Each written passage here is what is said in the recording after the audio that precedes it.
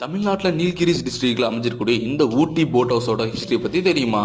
இந்த year of 1824ல அப்போதைய கலெக்டரா அந்த ஜான் சலைவான்றவரால் தான் இந்த ஏரி உருவாக்கப்பட்டிருக்கு. ஆரம்பத்தில் சின்ன குளமா இருந்தது, பெரிய ஏரியா கன்வெர்ட் பண்ணப்பட்டிருக்கு. இந்த ஏரி உருவாக்கப்பட்ட நோக்கம் என்னவோ மீன் பிடிக்கிறதுக்காக தான். அதன் பின்ன 1970ஸ்ல தமிழ்நாடு கவர்மெண்ட் இதை ஒரு சுற்றுலா தலமா மாற்றி அமைச்சு படகு சவாரியும் ஏற்படுத்தியிருக்காங்க. ஊட்டிக்கு டூர் வரக்கூடிய ஏகப்பட்ட டூரிஸ்ட் இந்த போட் ஹவுஸையும் விசிட் பண்ணிட்டு இங்க இருக்கக்கூடிய ஒரு போட் ரைடும் பண்ணி தான் போயிட்டு இருக்காங்க. இந்த போட் ரைடு அவங்களுக்கு மறக்க முடியாத நிறைய மெமரிஸ் கொடுக்குது.